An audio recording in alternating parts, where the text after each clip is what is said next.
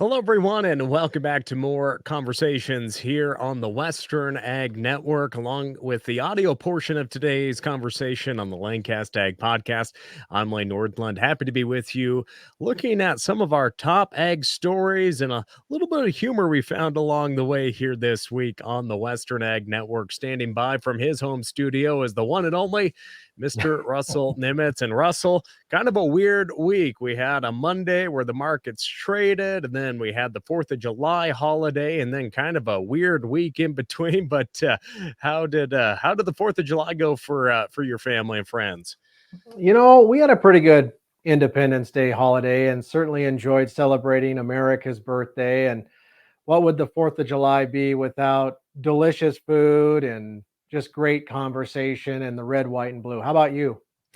Yeah, we had a pretty good week. It We got enough hay baled that we were able to run up to the Shodo, Montana 4th of July parade and rodeos. Got to see a lot of great friends up there from all over, and then made it home. Again, it's kind of weird having the 4th of July in the middle of the week or the start of the week, but I didn't get too out of hand. I guess you can say I behaved pretty good there on the 4th. No hangovers or anything to talk Yeah. about. Well, both of us have small children, right? And we have early morning schedules. It's hard to get too carried away. But I did notice in some of your television reports that you had some round bales in the background. I think last week you talked about getting ready to get into the field. How did this year's hay crop turn out so far? Oh, the little fields that we have here, where my wife and I live, it was, pretty impressive. I mean, last year, our hay crop was about that tall. This year, we had smooth brome shoot up to your, elbow. It really covered up the cheatgrass really good. It looked really good out there. But, I mean, a few ton an acre, which was great to see, and just being able to other than the square baler not working right, I wanted to put up some idiot cubes just to have on hand, but, after holding the flashlight for my father-in-law all day on my birthday as we tried to get that square baler working.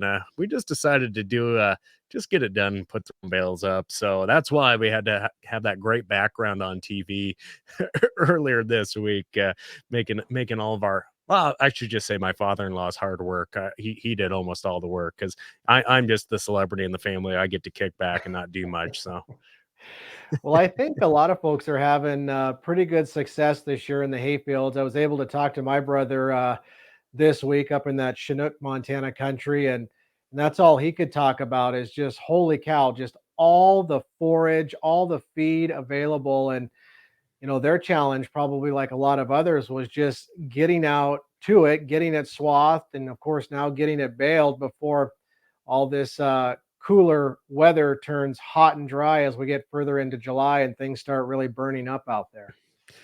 no, very true. And again, we're just blessed to be able to put up a hay crop. A lot of dry land hay, though. Everyone I talk to, whether it's in Montana or Wyoming or other places, a lot of dry land hay.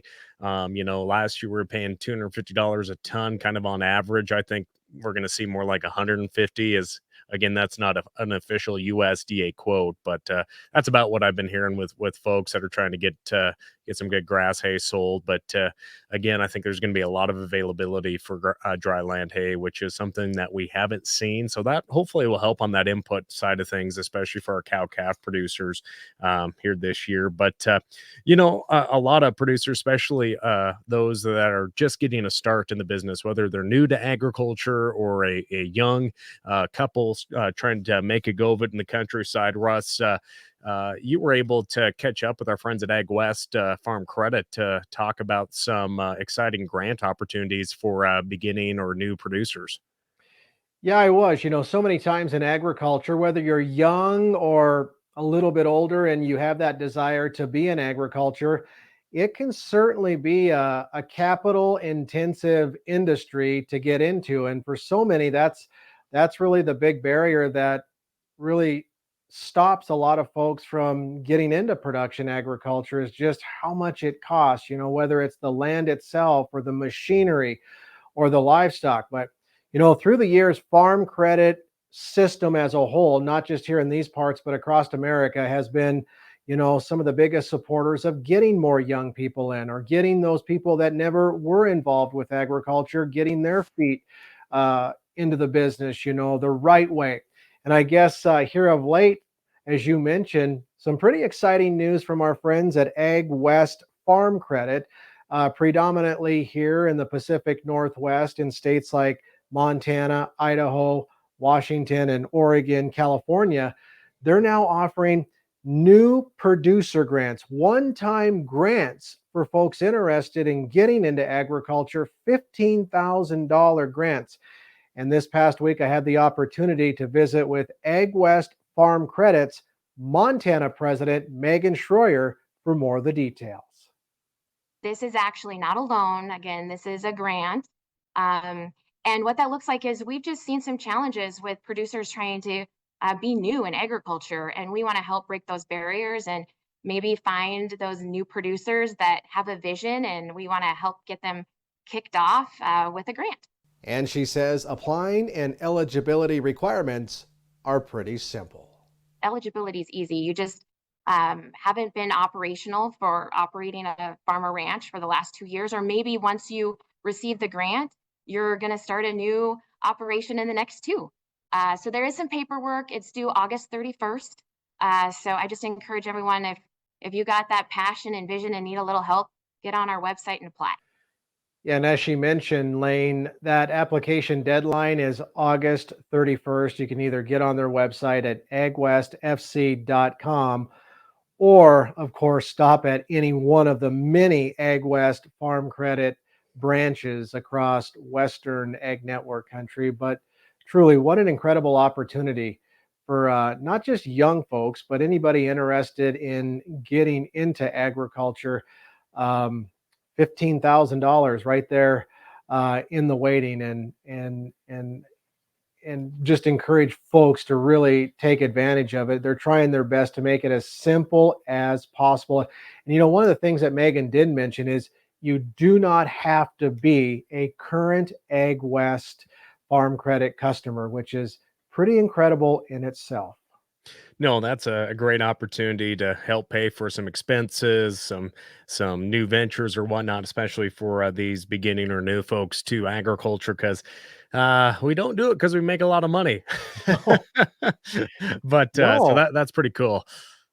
Yeah, it is. And I mean, $15,000, if nothing else, could serve just as a little bit of collateral, or, maybe be used to allow yourself to get your hands on a little bit more financing to do more, as you get going in this industry. So No, very, very cool. Again, visit our friends at Ag West online for more of those details. And yeah, Russ, I do want to mention though, of course, I want to thank all of our viewers right now that are joining us on YouTube or Facebook here today, or if you're listening to our audio portion on the Lanecast Ag Podcast, wherever podcasts are listened to. Thanks for joining us. So if you're listening and you want to watch this, check us out on the Western Ag Network Facebook page and YouTube. Again, these premiere every Sunday morning at 7:05 Mountain Time in the morning there. And again, we're just bringing you some of these top headlines that we have throughout the week. Again, a little bit of a short week with the 4th of July holiday, but with Monday coming right before the 4th of July, USDA was able to get quite a few of their reports out. But we did see recently USDA's acreage and stocks report come out, and some surprising information coming out in there, especially for corn and soybean acres. As we actually look to some of these wheat acres, we are seeing that the all wheat planted area this year was just under 50 million acres, and it was 9% higher than last year. And as we look to some of the other numbers there, winter wheat was up 11%, 37 million acres. And in addition to that, the spring wheat crop was coming in as well at farmers planted 11.1 million acres of spring wheat. See, I should have just been reading my notes and not the screen here, Russ. But some pretty good wheat acres out there as well. And the corn, that was what really had a lot of folks excited and watching the markets throughout the week. Yeah. We saw 94.1 million acres of corn come down the line. That's up 6% from last year. And we are seeing this is the third highest corn planting since 1944. So since World War II, that's the most acres Yep. we've had. And that's the highest level that we've seen since 2013. And so I tell you what, that is really good news, I think, for some of the feeders out there in the Midwest. Having little bit bigger corn crop might help on those input costs. And those beans, didn't Johnny Cash sing a song about those beans or something like that back in the day? I might have to learn that one on guitar. I don't But know. We'll have to find that for next Sunday. but the all soybean planted area is coming in just at 83.5 million acres, 5% lower than last year as well. And for some reason, I still have the third highest corn planting in there. So, but that's an important number. That's why I think I repeated that here on our graphics here today. But nonetheless, Russ, pretty important numbers as we look at this year. And the further north we go, the better those crop conditions get. I know winter wheat to harvest is really probably made a jump this week with a lot of dry conditions there in the Midwest. We'll have that new USDA report out tomorrow, that following Monday from here on Sunday. But USDA chief economist Seth Meyer joined us earlier in the week, and he had more of an interesting take on some of those shifts. So we're going to turn that over to Seth, and he's going to just share not only those row crops in wheat, but some of those other crops that producers planted more of this year. You lost 4 million acres of beans, you gained 2 million acres of corn, and then you gained acreage sprinkled around in a number of different areas. So you saw increases in things like hay acreage. We were very tight hay stocks. Farmers responded with a little bit more hay acreage. You picked up some sorghum area in some locations, perhaps reflecting very dry conditions. Folks went with sorghum. You picked up some other spring wheat area. You think about North Dakota and you think, well, we didn't have huge prevent plant, but maybe a little bit of delayed planting. And so places like North Dakota picked up and said, hey, I can plant spring wheat, and went with spring wheat. Yeah, so seeing more sorghum, spring wheat, and of course more hay acreage as well. But Russ, have you ever been around sorghum much? That's one crop I truly can say I know nothing about. I mean, have you seen? Obviously, Western Ag Network reaches quite a few states, especially in the Intermountain West. But sorghum's just something I'm not familiar with. I'm not really that familiar with it either, but you get south of Wyoming and get down into the western edges of Kansas and Oklahoma, Colorado, and the Texas Panhandle area. I know they do use a lot of sorghum in their rotation. It's their climate in that part of America is better suited for it than probably up here. But given all the genetic improvements we've made in the crop industry, who knows? We might be raising it up here in this neck of the woods before too long. But it's a big crop, especially for the Southern Plains guys. But you were joking about the corn number. The corn number that was on the screen there. I think what a lot of folks, whether you're a corn farmer or a livestock producer, are really watching is in the Corn Belt. They're being impacted severely by drought right now. And, those numbers, those planting intentions and what have you this time of the year, it's easy to put them on paper. But as a lot of folks know, they don't mean anything until it's actually bushels in the bin. And so that's what a lot of folks will be watching. And, a little bit higher wheat number. Well, that was probably as expected, when we're still at historically low wheat plantings across America. And we know that same drought that's decimating the corn crop there in the Corn Belt is also hammering away in the Central Plains, especially in Kansas still, and Nebraska. So it'll be interesting, up here in the northern tier where we've had a little bit more rain. Yeah, both the winter wheat and the spring wheat, And now the pulse crops are looking really good if we can keep the temperature from just going from, like I said earlier, from this cool season we've had so far to 90 to 100-degree temperature, which we know can happen just with the turn of a switch up here. No, very, very true. And again, acreage reports much different than those harvested acres. Yeah. And that winter wheat crop definitely, once the national harvest is done here this fall, it's going to be interesting to really dive into those numbers. And hopefully, producers will be able to get a little higher price than what USDA is forecasting on that front. But one thing about it, Russ, is it doesn't matter if you're planting or harvesting. So many producers can get a lot of news information and entertainment on their phones, and that's why, of course, why we're having more of these conversations on YouTube, Facebook, and in our podcast. But I was going through Instagram this weekend and I came across a video about hog calling. Now, again, we're not really from big hog production states, but kind of in the Midwest there, a lot of those fairs, the county fairs, state fairs, they have hog calling contests. And first, I want to find a video of this is the video that I found. It's like the 2010 Illinois State Fair hog calling. Let's just watch this. Then it'll lead into the next video a little more.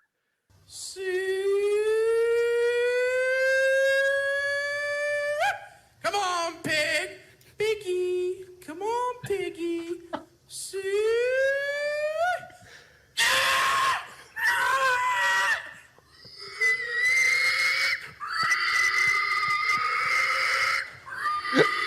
Are you kidding me?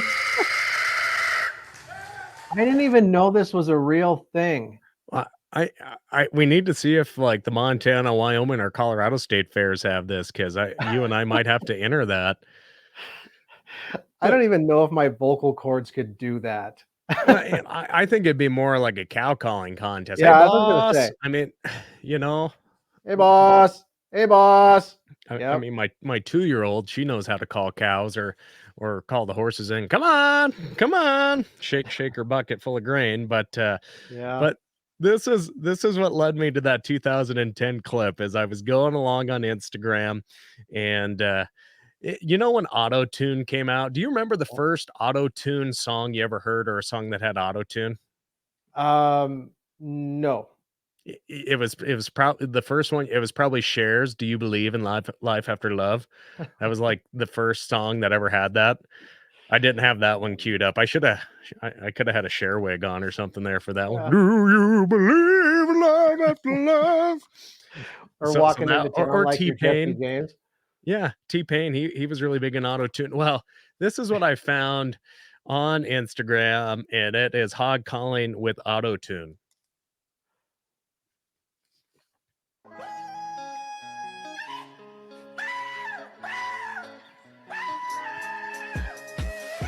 Come on, pig. Piggy. Come on, piggy.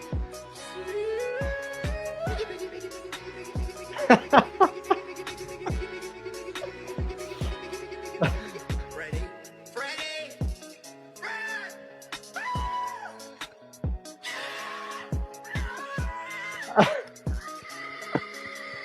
How much practice do you think goes into one of these? Well, if they got a few pigs, they're feeding them every day. We probably just lost some Unbelievable. subscribers over that one, but I don't know. I think we might have to go cover one of these. We might have to do a live show from one of these hog callings. But the auto tune, it's just kind of like when they put an auctioneer to rap music. But I thought that was pretty funny. I mean, I don't know, but I think we're going to get Russell Nimitz. We should probably sponsor a hog calling contest at the Montana State Fair, the Montana Fair. Or get one of our well-known auctioneers across our coverage area to do something with us. Well, I mean, just pop into my mind is Ty Thompson. Oh yeah, I mean, that would be something right up his alley. I could see him, being a good pig caller. But they don't rent pigs at the Billings Livestock Commission. Oh yes, great quote out of Lonesome Dove right there. There we go. But Russ, we talked. That's good What's stuff. that? Now we know what you do in between farm reports. Yes, that is very true. I mean, when I after we're done with this, I got to go haul round bales. But yeah, I'll probably be watching some more hog calling here on. Well, uh, yeah, exactly. last Oh, week man. we were talking about kind of Facebook hacks, Facebook duplicate accounts, and just fake things that come up. Well, I'm always looking on Craigslist and Facebook Marketplace for a good farm and ranch equipment or livestock deal, and this one. Just right off the bat, I'm looking at. I'm like, God, these are pretty good used equipment. You got a little pull behind hay bind type setup and a nice little John Deere square baler and a 20 cent. Well, first off, how do you spell baler, Russell? I'm gonna take it back to there for a second. Is it How would you spell not? baler? Yeah, well, I'm not the greatest speller, but I do know farm machinery balers are Baleer. That guy must be like in trouble with the law or That something and needs like money, right? Yeah, he Or needs needs real out. bail. Yeah, I Yeah. so I laughed at that because this little baler, 2006. It's a 2006 Oh, model. yeah. Yeah, it looks just like 2006. I Looks would have been in brand high new, school don't it? still. But yeah, but look at that though. Okay. If you look right there, it Oh, has wait. the date up Yeah. on top. They bought it in 1974. Good Lord. So if our friends haven't caught on yet, obviously somebody has made a fake account because I looked up the guy's name and he or looked up the account. He joined in April 2003 to the Facebook community.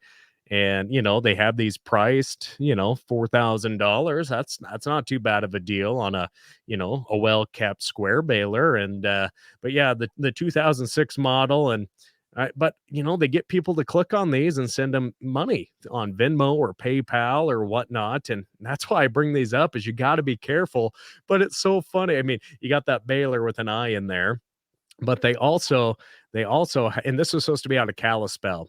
So now we got this swather, a 2000 swather, $4,000 as well. That came out in about 1993, about the time you graduated high school, Russell. That's But right.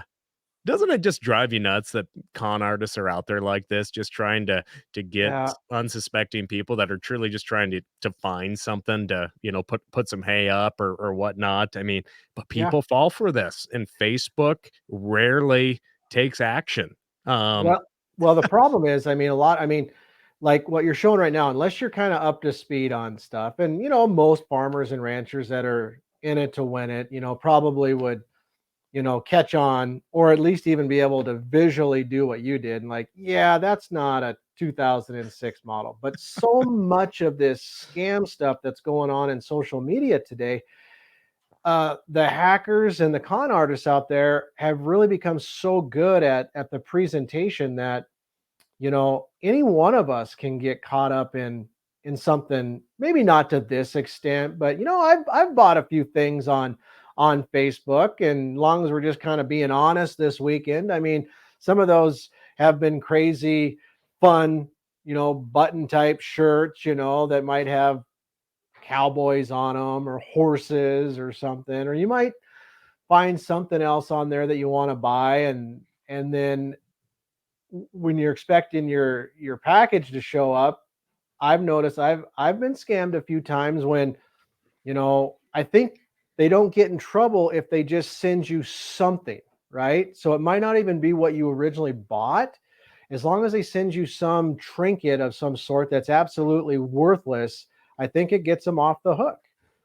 And how do you know? I mean, you don't know, and they take you for, in my case, I don't spend a lot of money on social media, but they might take you for 25, $50, yep, right? yep. And you're never going to get that back, ever. That's why I just wear Wrangler shirts and pants. Well, most of those purchases were done after a few Coors Lights, celebrating something. You do I have don't some know. I mean, you got to have fun in this deal too. So you do have some really festive agriculture themed livestock shirts. So maybe we'll have a show where we dress up in our cool shirts. But speaking of Wrangler, we'll have to we'll throw these images up here. But I'm looking for new luggage because Russell and I, we travel a lot and luggage gets broke because the luggage handlers on airplanes, they really take care of your luggage really well. They Oh set yeah. them down nicely. They never throw them. They never fall off any of the transportation And they go never karts. look through them. Yeah, yeah, So, yeah. But I was on Amazon and I found I was looking for, a carry-on, a smaller check bag, and then a larger check bag, and there was a Wrangler 3 set. It was made by Wrangler, had the big Wrangler logo on there, and I'm like, "Could you imagine me walking through the airport in my Wrangler Canadian tuxedo, pulling these Wrangler bags?" I mean, I would need to actually be sponsored by Wrangler at that point. If the reviews were better, I probably woulda bought them, but, I don't know, maybe I will just to get a cool Instagram shot so I can be a real influencer. So, yeah, they obviously came in 2 beautiful colors. The autumn color, I think, would have been my favorite. It really would have stuck out in the crowd, but if Wrangler wants to send me those 2, I'll try them out. I mean, I break 1 or 2 bags a year just traveling, and you never realize it till you get home because we don't get home till like midnight when we're flying home, I and you know, never want to right? check your bags when there's 3 feet of snow and you're trying to get to your pickup and de-ice Yeah. and whatnot. But that's what I found on the internet this week. But I thought those were pretty entertaining finds. They are pretty cool. For some reason, I was visualizing them as, the original Wrangler colors, that royal blue with the bright yellow lettering, and but these are very much more 21st century type, you know, environmental, outdoorsy, Yeah, agricultural colors, and they would fit you perfect. they would. You're really stretching on that one, but I wish they had some denim colored ones or just made them denim, wrapped them Make in the denim. outside denim. Yeah, so I can get my travel bag starched as well, like my jeans. I think you might be onto something. It might be, with starch, one reason we get pants starch is because, Oh you yeah, just clean, all the yuck stuff just yeah. sticks to the starch and comes right off. But with that, I think we need to take a quick sponsor break. Our friends at Ag Risk Advisors bringing you our coverage today. Let's hear a quick message from them. Ready for a real PRF partner? He was willing to track us for a year and provide that data back to us for a year. That's a guy making a pretty big investment. At Ag Risk Advisors, this isn't our first rodeo. We are one of the most experienced in pasture rangeland forage. Honesty, commitment, trust. Many companies use these words. At Ag Risk Advisors, we earn them.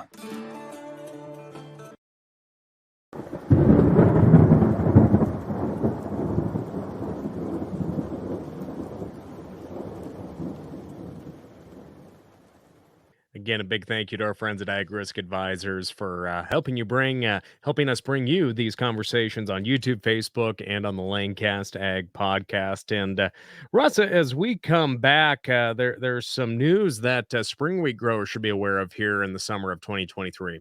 Yeah, absolutely. I mean, it's no big secret. We raise some of the highest quality wheat, whether winter wheat or spring wheat here in Western Ag Network country. And this week I had a fun email from the National Wheat Foundation asking us if we'd help them get the word out about the National Wheat Yield Contest. Now, entries closed back in May for winter wheat, but if you're a spring wheat grower and you want to participate in this year's spring wheat yield contest, you need to get those entries in by August 1st. And of course, Lane, we've done several interviews over the years with either growers themselves or industry leaders from the National Wheat Foundation. And the contest, which by the way is now in its 8th year, encourages growers to strive for yield, quality, and profit. And there's 2 categories for winter wheat and spring wheat: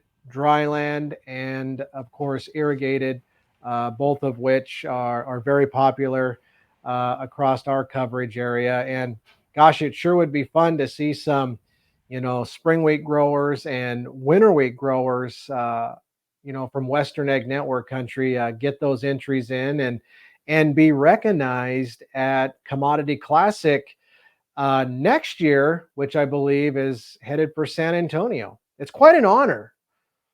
No, it is an honor, and it's I didn't make this year's uh wheat yield contest. I I got the norovirus when we were in Yeah, Orlando. you had a little bit of food poisoning going. It was You something. were not feeling very well down there. I wish it would have been the bottle flu because I can get over Yeah. that pretty fast, but, I know you and Paul Humphrey, our videographer, were able to attend that event, and it is just really cool to see how science, technology, and just, good old work ethic comes into these impressive wheat yields, whether it's dry land or irrigated and just the different varieties. It's really cool to see how all of that can come together and really help produce food, but to really highlight just all the different partners we have in the countryside that help bring these varieties to producers. Yeah, and all of the support, as you mentioned. I mean, a lot of what goes into contests like this is what growers are already doing on their farms already, and just to have the tremendous amount of support from the allied industry partners out there. The different agribusiness companies out there that are investing millions and billions of dollars into making crops drought resistant, making them, wheat stem sawfly resistant, so we can, do a better job of raising more food on less and powering through some of those challenges, whether they're, from Mother Nature or what have you. And for more details, I guess, on the National Wheat Yield Contest, you can jump online and visit wheatfoundation.org. So encourage growers to do exactly that. Um, Switching gears though, just for a second though, I mean, one of those issues that we've been talking about since the Obama administration has been the highly controversial Waters of the U.S. rule. We got a little bit of a reprieve from WOTUS during the Trump administration, but then WOTUS came back with a vengeance here in the Biden administration, and then a huge ruling just a few weeks ago by the U.S. Supreme Court. But even so, it's like WOTUS just will not die. Yeah, it's sometimes referred to as the zombie WOTUS rule. It just keeps coming back to life, even if it doesn't have legal legs. And Russ, we did see that the Biden administration isn't giving up on the waters of the U.S. rule, even after the U.S. Supreme Court back in May struck down the rule's cornerstone, which is that significant nexus test for EPA's power over wetlands. The Biden EPA and the Army Corps insist that they can still implement the bulk of the waters of the U.S. rule. Now, because of that claim, last week, the National Cattlemen's Beef Association and litigation partners filed a motion in the U.S. District Court in Texas asking the court to strike down the Biden Waters of the U.S. rule in light of that Supreme Court decision in Sackett v. EPA.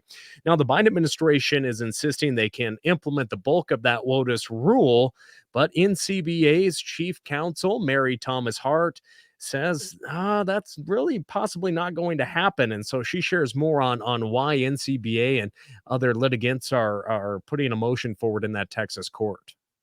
The EPA and Army Corps of Engineers have now said that they believe they can make some small adjustments to the existing WOTUS definition and basically give us a direct final rule that will comply with this Supreme Court standard without going through notice and comment rulemaking. NCBA argues that the Biden administration's surgical approach to fixing the WOTUS rule will not work. The only surgery I think that would effectively work to make this current WOTUS definition comply with the Supreme Court's holding in Sackett is a full quadruple open heart surgery, right? It's going to have to be some real major revisions just because the significant nexus standard is the cornerstone of this definition.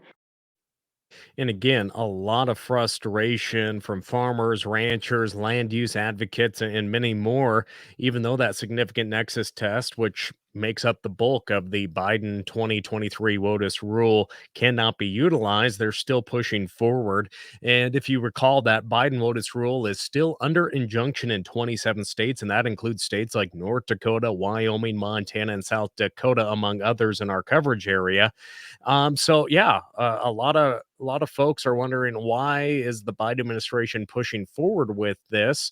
And of course, that costs money for NCBA and all these other groups to continue to fight that on behalf of their members and in all the interests involved in land stewardship and farming and ranching. But the Biden administration continues to move forward, even though they've asked the courts in North Dakota to push aside the injunction that was granted in the federal courts in North Dakota to put that rule on hold, saying it's costing the government too much to fight those. So that is, Ross, one of the most frustrating things is just how much money is spent on court battles, and how and in other cases how environmentalists and animal rights groups makes hundreds of millions and millions of dollars every year on court cases and whatnot. But a lot of very frustrated producers out in the countryside, even after that Supreme Court decision. Yeah, to say the least. I think we both mentioned it last week. It's just a lot of folks are just scratching their heads in farm and ranch country. It's like when you have the nation's highest court, which used to be the law of the land, make a ruling. That's kind of what the ruling was moving forward, but not so much, at least as of right now, with WOTUS. And the scary part, Lane, as you know it, I mean, when the majority of the nation's water, at least out here in these parts, originates, you know, in Western Ag Network country. The scary part for farmers and ranchers, I mean, we're not talking about large, huge bodies of water that would qualify for WOTUS. I mean, yes, those would, but I mean, it's simple things like, you know, ditches that every farm and ranch has, whether it's full of water, either from irrigation itself or just a rainstorm or something, would technically qualify. Dried up ones that haven't ran in years would technically qualify for regulation under WOTUS. And man, it would be even more burdensome than what it is right now. No, very, very true. But yeah, Russ, going from WOTUS, we'll continue to keep all of our viewers and listeners up to speed on that. But one thing we are seeing more of, in especially when COVID hit, just the need to have more regional meat processors, giving producers the opportunity to get more of their own livestock processed, or those that have their own branded meat brands out there where they're doing direct to consumer models and whatnot. We are seeing some more grants and funding available for regional meat processing expansion. I guess, what's the latest on that front? Yeah, as you mentioned, I mean, there wasn't very many good things that came out of the pandemic, but if there was one, it was consumers spoke loud and clear about their desire to be able to get their hands on locally produced food, and that included meat. And they wanted a more direct personal relationship with their food producer. And as we get further and further out of the COVID-19 pandemic, that trend is certainly continuing. And the Biden administration, along with the USDA as it is now, continues to support that cause out here in the countryside, whether it be with low interest loans or grants, to help more local and regional meat processors get started and help meet this growing demand. And this past week, I was able to visit with the Montana Farmers Union's president, Walter Schweitzer, a producer himself from north central Montana, about why these low interest loans and grants to do exactly that are such good news for both ranchers and consumers, and how some of this money has helped one of their causes, the Montana Premium Processing Cooperative in Havre, Montana. I just appreciate our new administration, Biden, investing as much as he has in rebuilding our regional processing and our rural infrastructure. And this is it's not a grant. It's a meat processing intermediary loan program. And it's kind of a hybrid, I guess, because they have granted money to the rural development groups around the state of Montana. And they first have to loan this money out to a meat processing facility. And then once that meat processing facility has paid the money back on that original loan, then that money can be reutilized for just about anything that the rural development corporations work on in our local communities. And so Montana Premium Processing Co-op has applied because Bear Paw Development got this money a couple of months ago.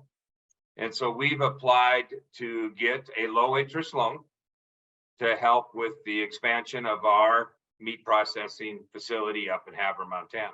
And he says that consumers want to know where their meat comes from and that regional processors like the Montana Premium Processing Cooperative can do that. Really, to be successful in the meat processing world, we have to challenge the anti-competitive practices that the big four processing companies that process 85% of the beef. We need to just challenge them and hold them at bay. And it's going to be twofold. If we can get them to compete fairly, we're going to need to develop our regional processing again. They pretty much in the last 40 years, we've had this get big or get out philosophy in agriculture. And we've lost our regional processing. We've lost our regional feeding industry, and it's all going to need to be rebuilt. Now, there's lots of things that we still need to work on to make this work. Right now, the consumers, they don't know where their beef comes from. And how can they?